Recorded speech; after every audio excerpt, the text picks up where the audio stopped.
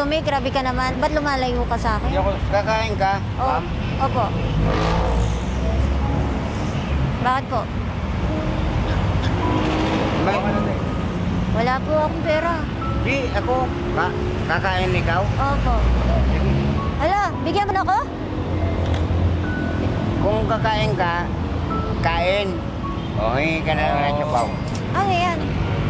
Sa'yo, Bigyan mo ako? bibigyan ka sa kain. O, sige. Bibigyan mo ako pagkain. Opo, opo. Sige po. Akin to? Opo. Yan. Sige, kain ka na. Samahan mo muna ako. Hindi na, kasi solo flight ako. Saan ka solo? Solo flight nga eh. Wala, hindi ako pwedeng may kasama. Bakit? Kaibigan lang eh. Hindi na, kumain ka na lang. Ay mo na ako. Tropa-tropa.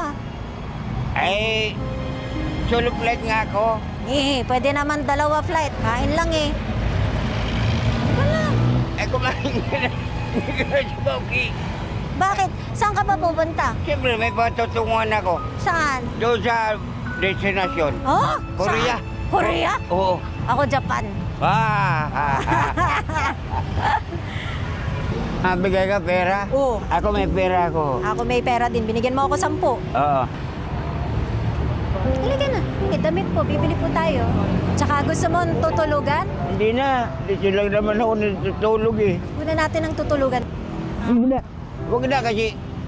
Ayun lang. Ano siya kasi kamag-anak kasi dyan lang po sila umiinom lagi, nakatambay po lagi dyan. Sa may ano. Pwede ko ba siya kunan ng tutulugan? Depende po kung may kamag-anak siya na ano. May kamag-anak ka ba? Malayo pa po. Anong gusto mo? Sabihin mo sa akin, tulungan kita. Gusto ko tulungan si tatay. Gusto ko muna siya bigyan sana ng pera. Kasi nakita ko, ilan lang yung barya niya. Importante daw kumain. And sobrang natouch ako kasi siya, wala nga siyang tirahan. Dala lang daw niya karton, doon siya natutulog. Ngayon, gusto ko siyang bigyan. Kausap siya ngayon ng team namin. Ang problema daw, pag binigyan ng pera, uutuin daw siya ng mga tao. I think meron siyang problema din sa pag-iisip. Kanina hindi talaga ako takot sa kanya kasi hindi naman siya nananakit o ano. Pinapaalala pa rin yung kumain. Grabe. Ayaw niyo ho ng ano? Hanapan mo namin kayo ng matitirhan? Okay na po ako. Yung ganyan ako, malaya ako. Ano taon na ho kayo natutulog dito sa kalsada? Wala pa nung 2020. 2020? Pandemic? Oo. Ano ho nangyari? May trabaho kayo dati? Meron pa ako trabaho eh.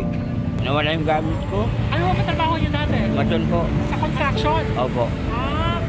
Natigil ho kayo Tigil kasi nawala. ng mga gamit. Nanakaw eh. Imagine mo may problema ka na. Nabigla ako kasi humihingi ako sa iba at bigla na lang siyang lumapit sa akin. Tinanong niya kung kumain na ba ako at bigla na lang niya akong inabutan ng 10 piso. Kahit 15 lang ang pera niya. Pambili ng sabaw. Maganda ang puso niyan. He just needs help. Mabait siya. Kailangan ko siyang tulungan.